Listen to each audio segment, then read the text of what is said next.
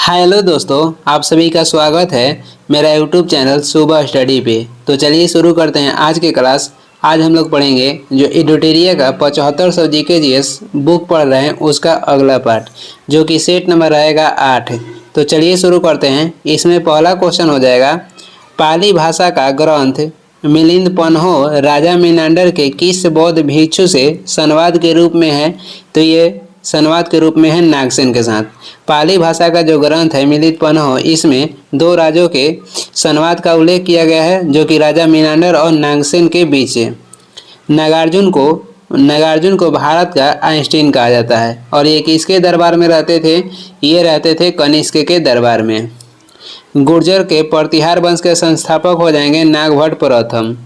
आगे देखेंगे, दूसरा नंबर क्वेश्चन हो जाएगा, नीचे दिए गए विकल्पों में से गढ़वाल वंश, राष्ट्रकूट वंश, सातवाहन वंश और सैयद वंश के संस्थापकों के नामों का सही संयोजन ज्ञात कीजिए। तो ये हो जाएगा, गढ़वाल वंश के संस्थापक थे चंद्रदेव, राष्ट्रकूट वंश के संस्थापक हो जाएंगे दंती दुर्ग, सातवाहन वंश के संस्थापक थे सीमुख और सैयद वंश के संस्थापक हो जाएंगे खीज खा। तो क्रम से हो जाएगा ऑप्शन ए।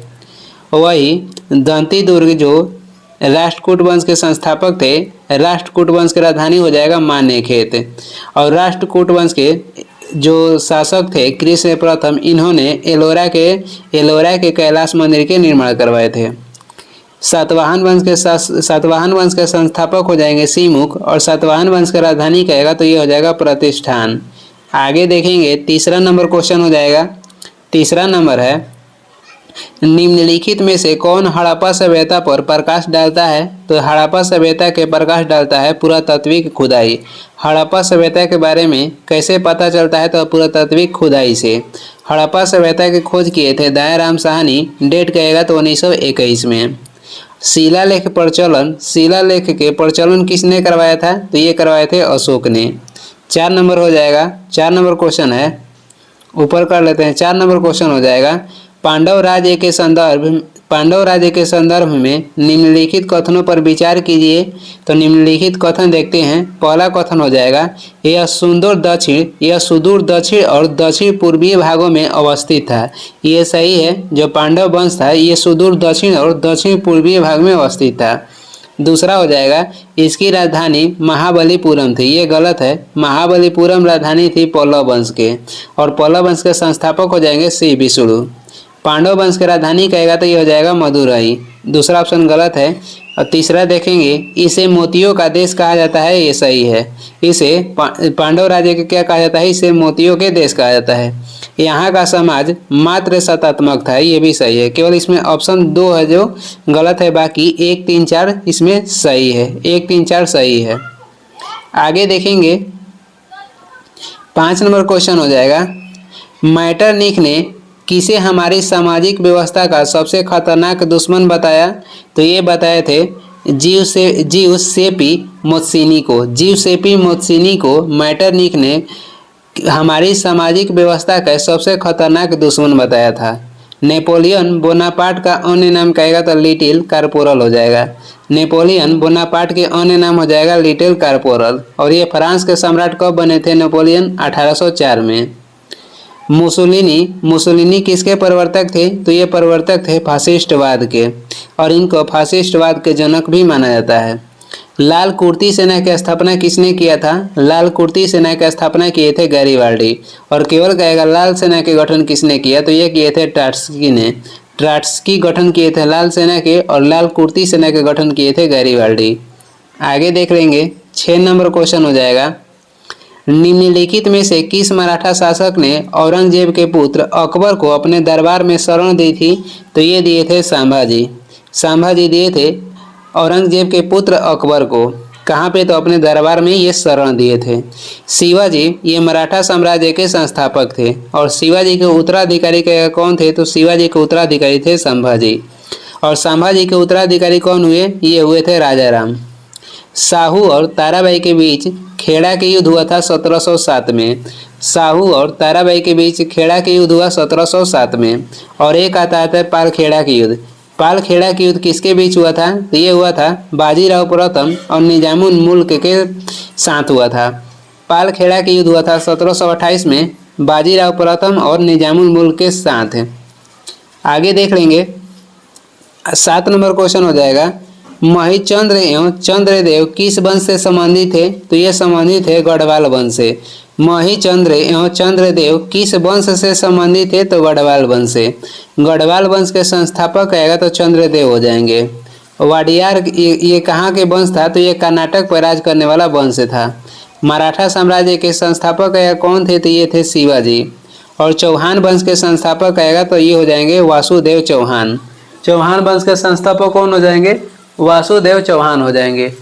आगे देख लेंगे अगला क्वेश्चन है 8 नंबर हो जाएगा, मुगल प्रांतीय प्रशासन में सामान्य तौर पर दीवानी का संबंध किससे था?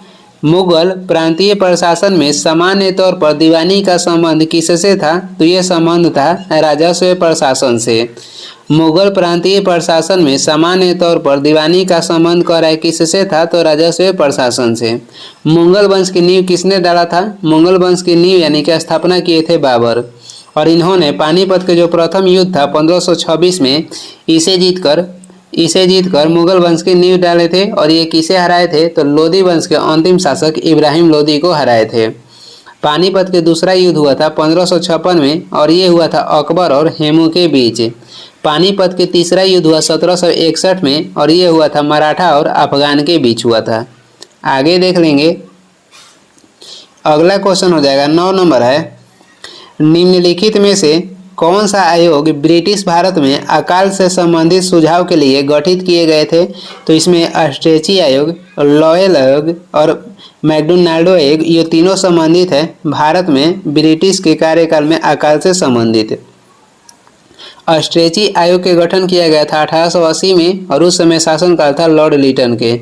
इसके बाद लॉयल आयोग का गठन हुआ था 1886 में और उस समय कौन थे? तो एल्गिन द्वितीय थे। और मैकडोनाल्ड आयोग है इसका गठन हुआ था 1900 ईस्वी में और उस समय कौन थे? तो लॉर्ड कर्जन थे। लॉर्ड कर्जन के कार्यकाल कहेगा तो 1899 से 1905 तक था। बंगाल के विभाजन लॉर्ड कर्जन के शासनकाल में ही हुआ था। आगे देखेंगे 10 नंबर क्वेश्चन हो जाएगा। 10 नंबर है, बहुजन समाज के संस्थापक कौन थे? बहुजन समाज के संस्थापक थे मुकुंदराव पाटिल। और स्वतंत्र श्रमिक पार्टी गठन किसने किया था? तो ये किए थे भीमराव अंबेडकर। और इसी से मिलता जुलता आता है स्वतंत्र पार्टी। स्वतंत्र पार्टी गठन किसने किया था? तो ये किए थे राजगोपालचारी। और स्वतंत्र श्रमिक लगा देगा, स्वतंत्र श्रमिक पार्टी गठन किए थे भीमराव अंबेडकर।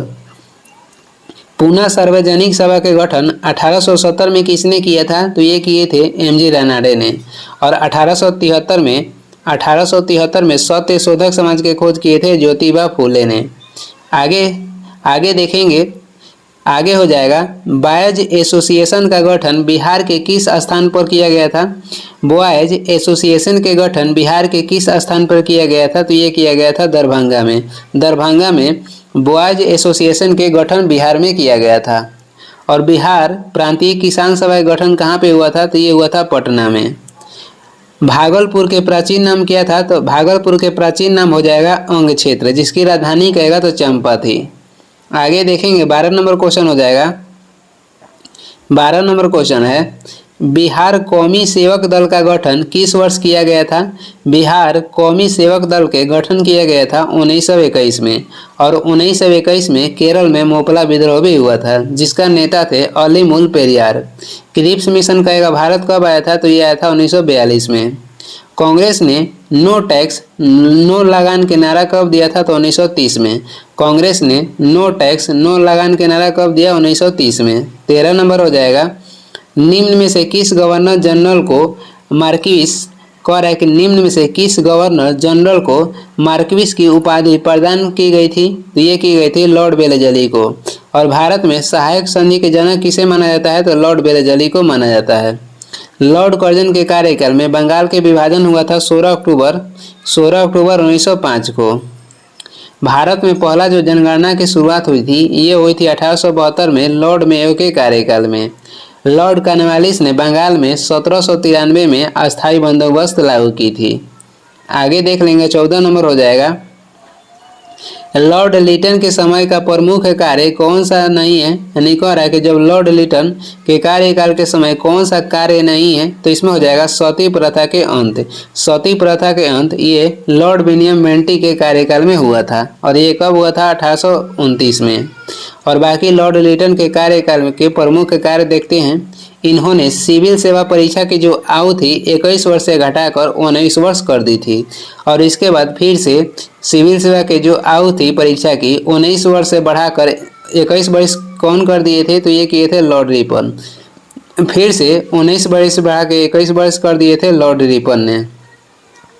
अकाल आयोग के गठन कब हुआ था? तो लॉर्ड लिटन के कार्यकाल में अस्ट्रेची यानी कि अकाल आयोग के गठन भी हुआ था।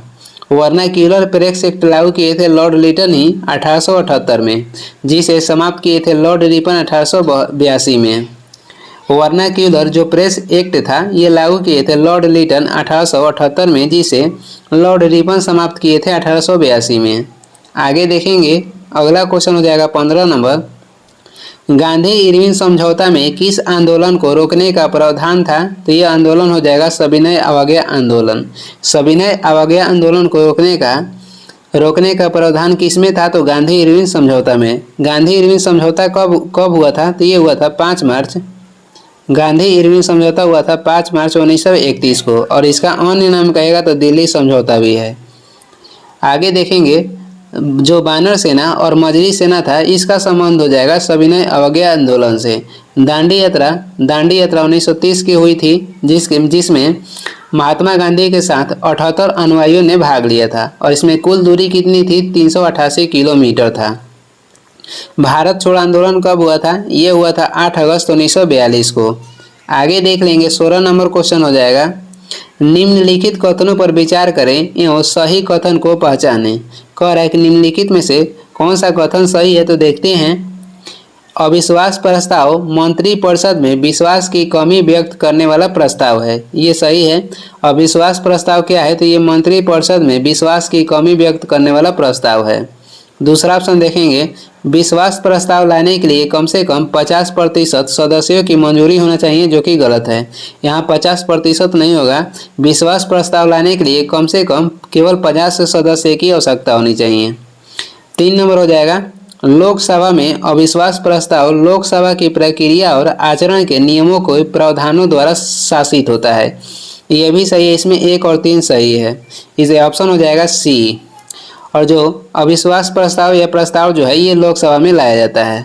आगे देखेंगे, आगे हो जाएगा 17 नंबर।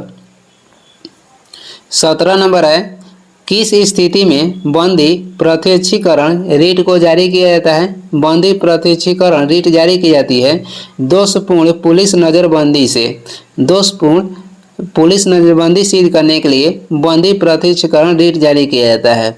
सर्वोच्च न्यायालय और उच्च न्यायालय ये दोनों 5 प्रकार की रीट जारी करते हैं। सर्वोच्च न्यायालय 5 प्रकार की रीट जारी करता है अनुच्छेद 32 के तहत, और उच्च न्यायालय कहेगा तो अनुच्छेद 226 के तहत। 18 नंबर हो जाएगा, भारत में निर्वाचित होने एवं मताधिकार का अधिकार कैसा अधिकार है? तो भारत में निर्वाचित होने एवं मताधिकार का अधिकार जो है ये संवैधानिक अधिकार है, और जो संपत्ति का अधिकार है ये पहले मौलिक अधिकार था, वर्तमान में कहेगा तो ये विधिक अधिकार है। वोट देने का अधिकार 21 वर्ष से 18 वर्ष कब कर दिया गया था? तो ये किया गया था 61वां संविधान संशोधन के तहत 1989 में। जो मौलिक अधिकार है ये अमेरिका के संविधान से लिया गया है, और इसका उल्लेख कहेगा तो अनुच्छेद 12 से 35 तक है।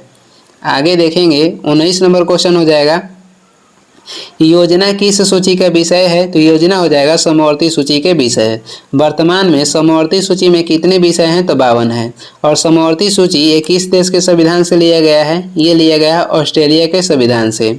संघ सूची में वर्तमान में कितने विषय हैं? तो इसमें वर्तमान में 100 विषय है। और राज्य सूची में वर्तमान में कितने विषय हैं? तो 61। और ये तीनों सूची का उल्लेख कहाँ मिलता है? तो 7वीं अनुसूची में मिलता है। ये जो तीनों सूची है इसका उल्लेख मिलता है 7वीं अनुसूची में। 20 नंबर हो जाएगा, भारत की समेकित निधि से व्यय किसके अनुमोदन से किया जा सकता है? तो भारत की समेकित जो निधि है यानी कि संचित निधि से धन निकालने के लिए किसका अनुमोदन लिया जाता है? तो संसद का।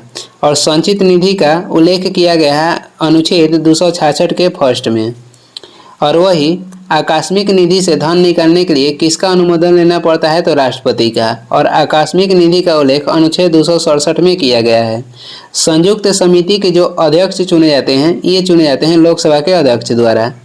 आगे देखेंगे 21 नंबर हो जाएगा, निम्नलिखित में भारतीय संविधान का कौन सा अनुच्छेद लोक सेवा आयोगों के व्यय से संबंधित है? तो ये हो जाएगा अनुच्छेद 322। कह रहा है कि भारतीय संविधान का कौन सा अनुच्छेद है जो कि लोक सेवा आयोगों के व्यय से संबंधित है? अनुच्छेद हो जाएगा 322।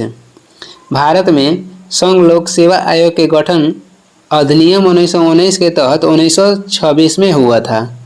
आगे देख लेंगे 22 नंबर हो जाएगा, निम्नलिखित में से कौन सा कृषि पद्धतियों का सही क्रम है? तो कृषि पद्धति के सही क्रम हो जाएगा, पहले मिट्टी तैयार करना, उसके बाद बुआई होता है, उसके बाद सिंचाई होता है और उसके बाद होता है कटाई।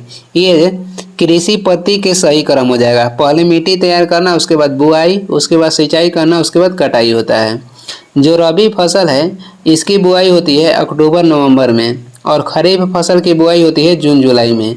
रबी फसल के अंतर्गत आ जाएगा गेहूं, चना, सरसों और खरीफ फसल का अंतर्गत आता है मक्का, धान।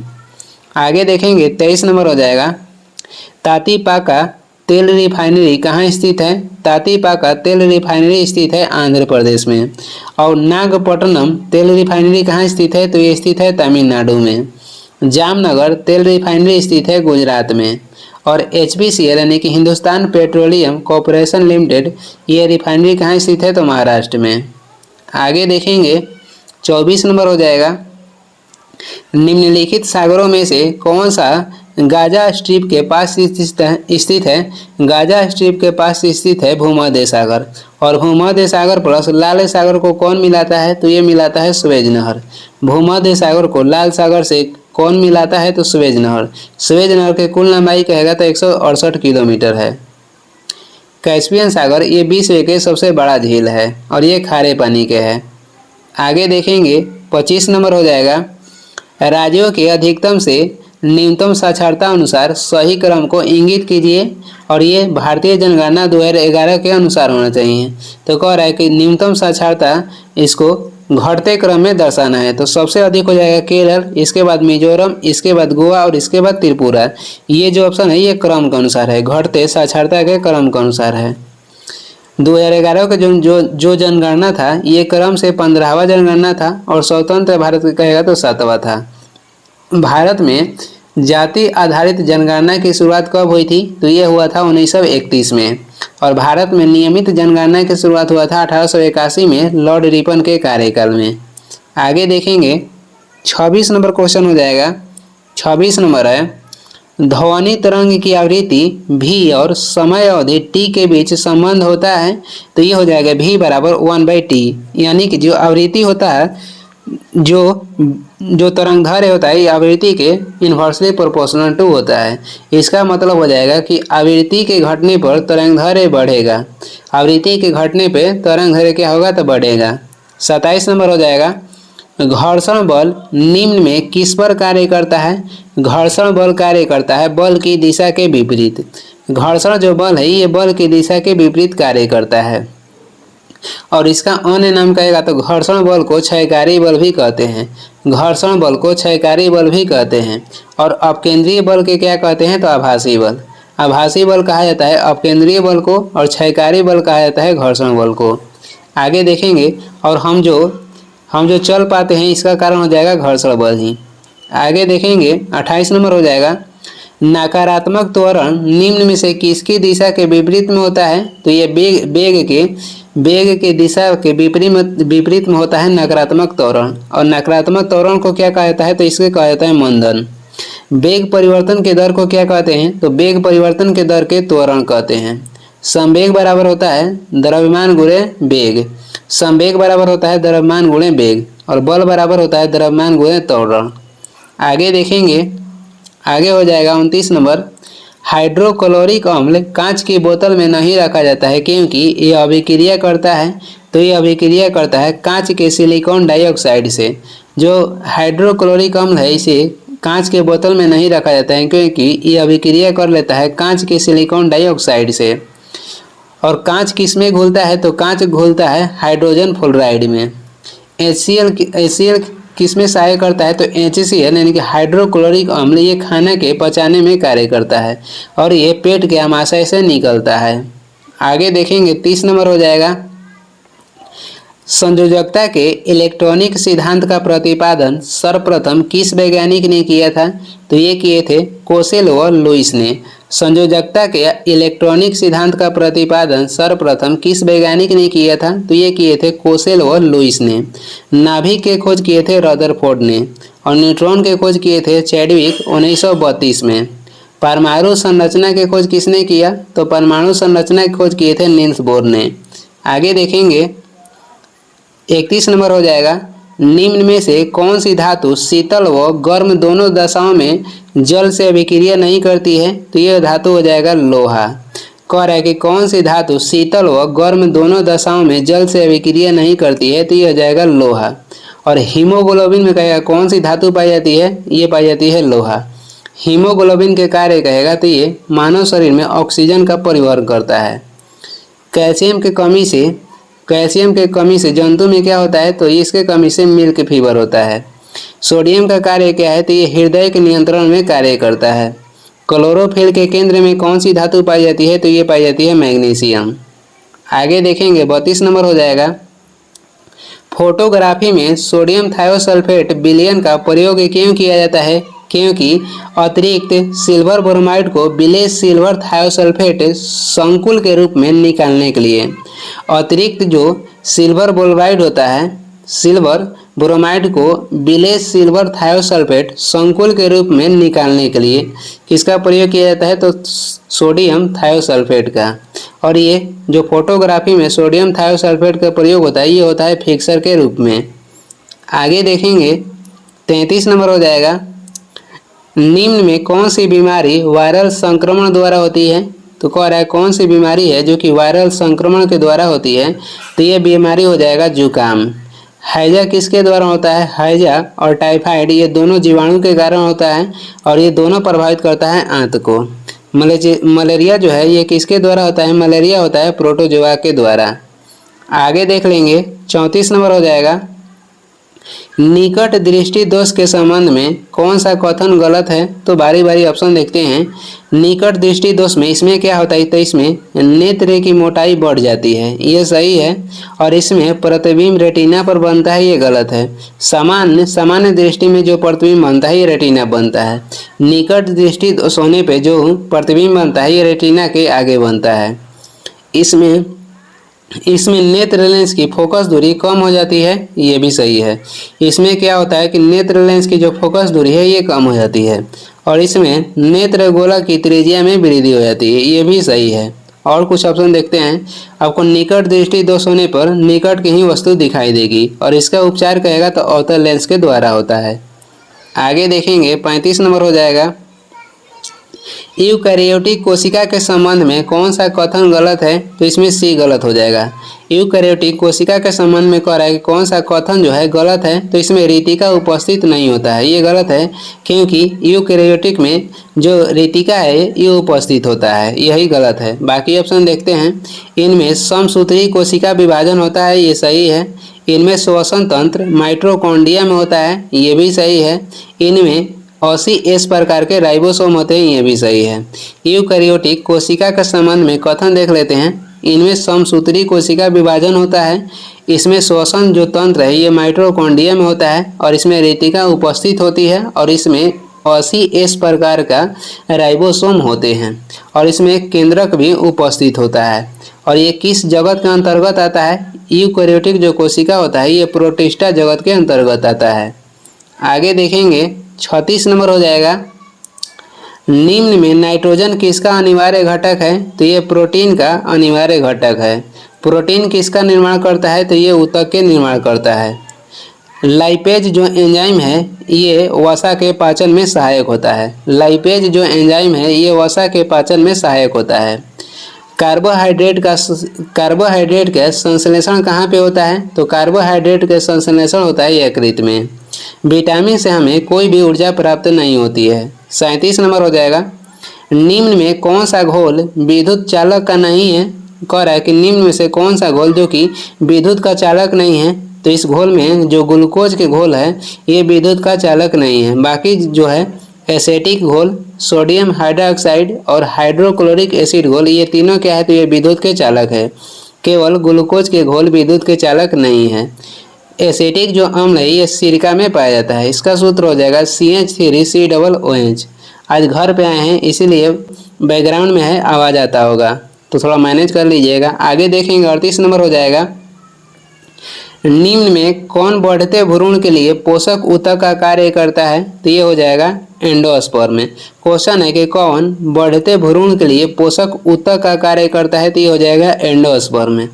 अंडाशय से सत्य फल का निर्माण होता है। अंडाशय से सत्य फल का निर्माण होता है।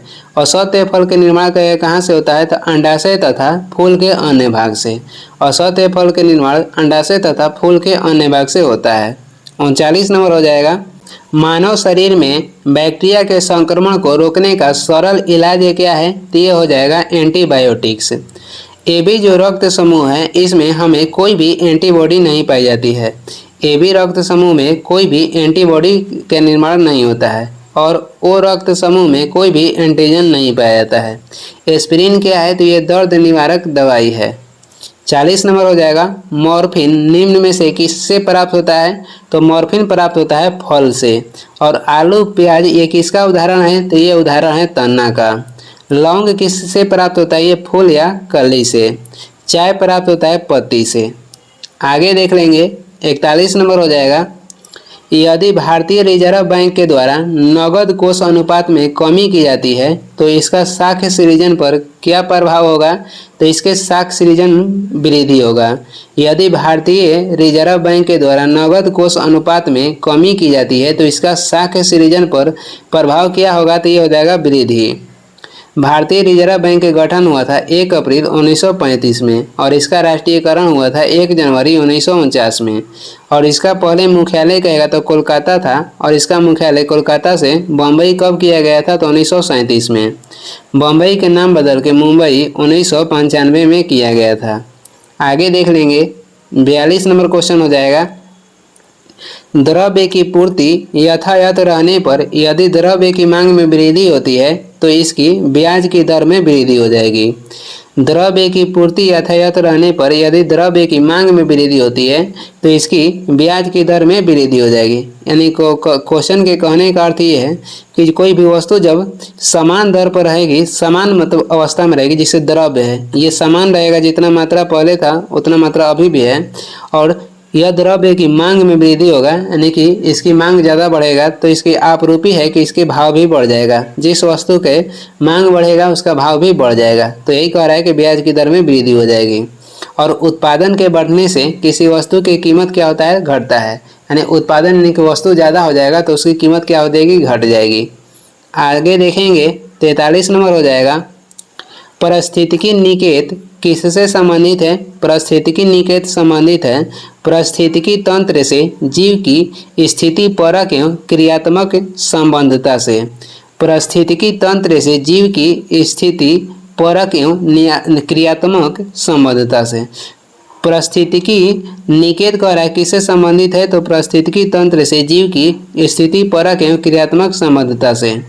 और पारिस्थितिकी शब्द जो पहली बार किसने दिया था, तो ये दिए थे अंडर्स्ट हेक्कल ने।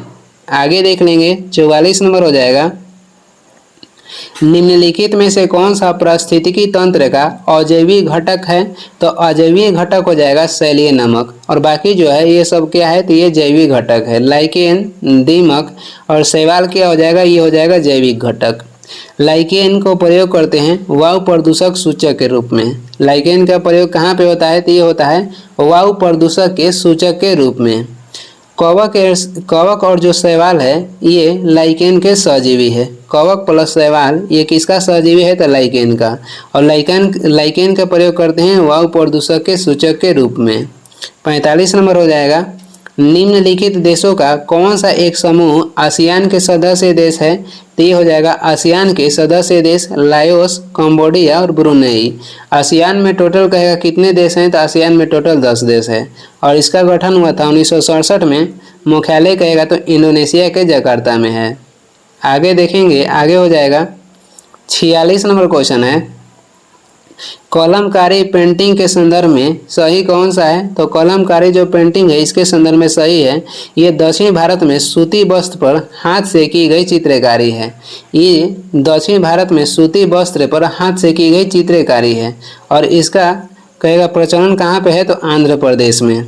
और वारली चित्रकारी कहाँ पे प्रसिद्ध है? तो इसका संबंध हो जाएगा महाराष्ट्र से। आगे देख लेंगे, 47 नंबर हो जाएगा। 47 नंबर में है मिलान करना है। सूची 1 में क्या है? तो जयमंडल आरक्षित क्षेत्र है और सूची 2 में क्या है? तो राज्य है। कौन सा जयमंडल जो आरक्षित क्षेत्र है किस राज्य में है?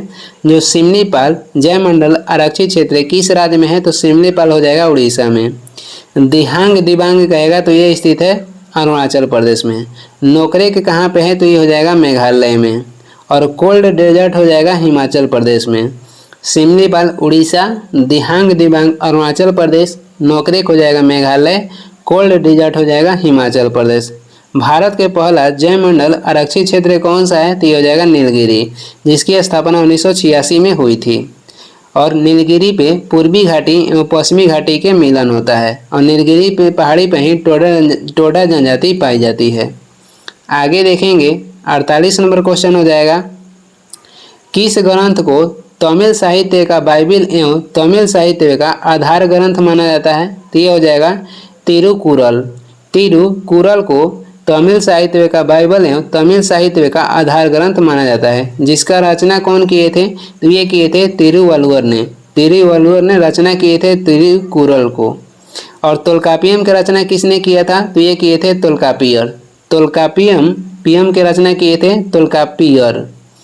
आगे देख लेंगे, 49 नंबर हो जाएगा, भारतीय राष्ट्रीय अंतरिक्ष संवर्धन और प्राधिकरण केंद्र का मुख्यालय कहाँ पे है? तो इसका मुख्यालय हो जाएगा कहाँ पे? तो ये हो जाएगा अहमदाबाद में। और इसको कहते हैं स्पेस एप्लीकेशन सेंटर कहाँ पे है? तो अहमदाबाद में है। तिरुवनंतपुरम किसकी राजधानी है? तो ये केरल राज्य की राजधानी है। इलेक्ट्रॉनिक सिटी किसे कहते हैं? तो बेंगलोर को इलेक्ट्रॉनिक सिटी कहते हैं। जीरो माइल शहर किसे बोला जाता है? तो नागपुर को जीरो माइल शहर भी बोला जाता है। आगे देखें, 50 नंबर हो जाएगा लास्ट क्वेश्चन, केंद्र सरकार द्वारा राष्ट्रीय स्वच्छ वायु कार्यक्रम कब प्रारंभ किया गया? तो केंद्र सरकार के द्वारा राष्ट्रीय स्वच्छ वायु कार्यक्रम प्रारंभ किया गया था 2019 में। और भारत में पहली बार जीएसटी लागू हुआ था असम राज्य में 1 जुलाई 2017 को। प्रधानमंत्री जन आरोग्य योजना की शुरुआत 2018 में हुआ था। ये इस वीडियो का लास्ट क्वेश्चन है और वीडियो को लास्ट तक देखने के लिए धन्यवाद। वीडियो पसंद आ रहा है तो लाइक कर दें, चैनल पर नए हैं तो सब्सक्राइब भी कर दीजिएगा। कुछ सुझाव एवं सलाह देना है तो कमेंट करके ज़रूर बताएं। और इसका पीडीएफ चाहिए तो डिस्क्रिप्शन में टेलीग्राम के लिंक है, वहां से डाउनलोड कर लें या टेलीग्राम पे सर्च भी कर सकते हैं सुबह स्टडी। Thank you.